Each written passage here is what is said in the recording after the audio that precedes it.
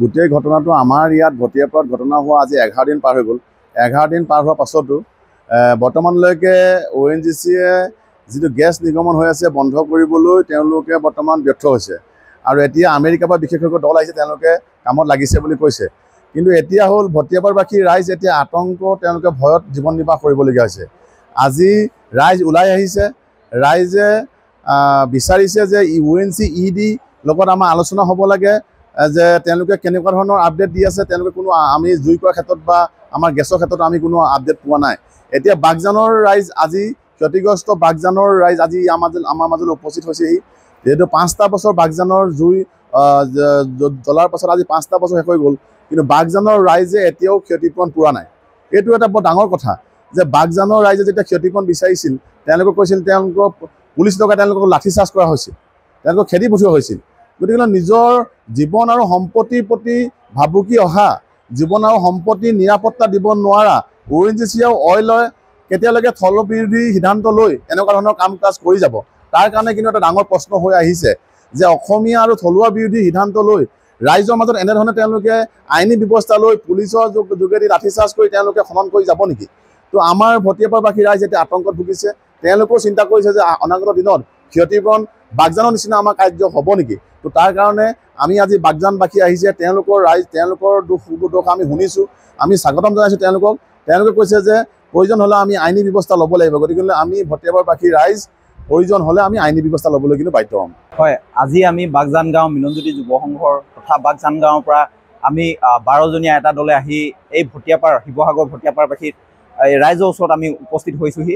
আমি ইয়াত আহি দেখিছোঁ আমাৰ যেতিয়া 2020 চনৰ 27 মে তাৰিখে যি অগ্নিকাণ্ড সংঘটিত হৈছিল অইল নং 5ত, ঠিক একেই অৱস্থা কিন্তু ভটিয়াপাৰবাসী ONGCয়ে কৰিছে। তেওঁলোকক আমি অইলক বা ONGCক ক'ব বিচাৰোঁ, অইলকে হওক বা ONGCক ক'ব বিচাৰোঁ, আমাক যে তেওঁলোকে ক্ষতিপূৰণ বিচৰাৰ নামত যাতে বাগজানক যেনেকুৱা ধৰণে কৰিলে, ঠিক একেদৰে ONGCয়ে যাতে এই ভটিয়াপাৰবাসীক গুলি, লাঠি, লগতে আজি 5 বছৰে যি আমাক 25জন ব্যক্তিক যে কোৰ্টৰ কাঠগড়ালৈ পঠিয়াই আছে, ঠিক একেই অৱস্থা কিন্তু ভটিয়াপাৰবাসীক নকৰে। তাৰ কাৰণে আমি ONGCক, জিলা প্ৰশাসনক অনুৰোধ জনাইছোঁ। আচলতে এই যি ভটিয়াপাৰবাসীৰ ৰাইজ আছে, এই ৰাইজে কিন্তু একেই অৱস্থা আমাৰ বাগজানৰ দৰে ভুগিছে। সেয়েহে আমি ৰাইজসকলকো এটা কথা ক'ব বিচাৰোঁ, যাতে এই যি গেছ ওলাইছে, এই গেছ তেওঁলোকক শৰীৰৰ কাৰণে কিমান ক্ষতিকৰ কোনো ক'ব নোৱাৰে। সেয়েহে অলপ নাতি দূৰত থাকক, দূৰত বজাই ৰাখক, দূৰত অৱস্থান কৰক। ধন্যবাদ। বাগজানৰ পৰা তেওঁলোকৰ মিলনজ্যোতি সংঘৰ যুৱকসকল আহিছে। আচলতে বাগজানত তেওঁলোকে এটা ভয়ংকৰ পৰিস্থিতিৰ মুখামুখি হৈছিলে, যাতে আমাৰ ভটিয়াপাৰখনো দ্বিতীয় বাগজানলৈ ৰূপান্তৰিত নহওক, সেই আশংকাতে তেওঁলোকে আমাৰ মাজত আহি থিয় হৈছেহি। তেওঁলোকে আমাক ভয় কৰিবলৈ মানা কৰিছে, সাহসেৰে আমি প্ৰতিটো আমি যিখিনি সমস্যাৰ সন্মুখীন হৈ আছোঁ, সেই সমস্যাখিনিৰ লগত যুঁজ দিবলৈ কৈছে। আচলতে এইটো কি বুলি ক'ম, এইটো সম্পূৰ্ণ ব্যক্তিগত এটা প্ৰতিষ্ঠান হোৱাৰ কাৰণে ONGCয়ে হয়তো এইখিনি যিখিনি কৰিব লাগে সেইখিনি কৰা নাই নেকি, আমি ভাবিছোঁ এইদৰে। কিন্তু এতিয়া আমি কি ক'ম, আমি মাত্ৰ SK পেট্ৰৰ মালিক কৃষ্ণ আগৰৱালাৰ বিষয়ে মাত্ৰ মুকলিভাৱে তেখেতক প্ৰত্যাহ্বান জনাইছোঁ। মাত্ৰ সুধিছোঁ, যদিহে তেওঁ এইখিনি কৰিব নোৱাৰে, তেন্তে ইমান এটা একেবাৰে ফাল্টু বস্তু লৈ তেওঁ এইখিনি কামলৈ আগবাঢ়ে কিয়?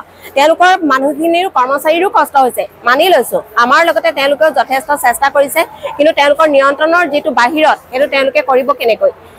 সেইবাবে আমি তেখেতসকলক যোগ দিয়া নাই, কিন্তু আমি কৃষ্ণ আগৰৱালাক মুকলিভাৱে প্ৰত্যাহ্বান জনাইছোঁ।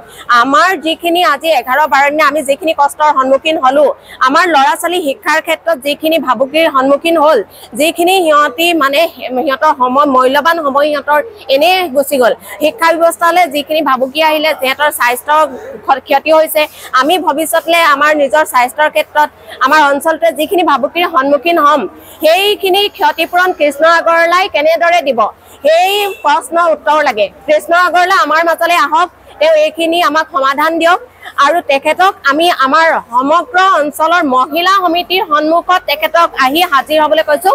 তেওঁ আমি ক্ষতি হোৱা, আমি যিখিনি সময় আমাৰ শেষ হৈ গ'ল, আমি যি কষ্ট ভুগিছোঁ, তাৰ ক্ষতিপূৰণ তেওঁ দিবই লাগিব।